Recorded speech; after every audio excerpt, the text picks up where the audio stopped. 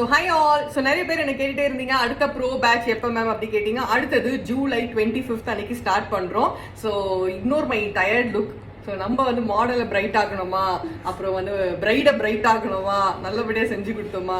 So நம்ம வந்து bright ஆகிறது அந்த அளவுக்கு ஒர்க் ரொம்ப ஜாஸ்தியாக இருக்குது கண்டினியூஸாக எனக்கு.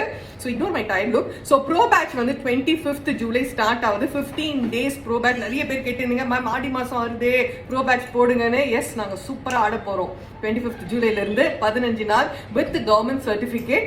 அண்ட் அந்த கவர்மெண்ட் சர்டிஃபிகேட்டில் it will be mentioned makeup artist அப்படின்னு மென்ஷன் ஆகி இருக்கும். நிறைய பேர் கேட்டீங்க மேம் பியூட்டிஷியன் மென்ஷன் ஆயிருக்கும். அதுல இல்ல மேக்கப் ஆர்டிஸ்ட்னே மென்ஷன் ஆயிருக்கும். அண்ட் உங்களுக்கான ரெஜிஸ்ட்ரேஷன் நம்பரும் அதுல இருக்கும். And it's tied up with your Aadhaar card and all those things.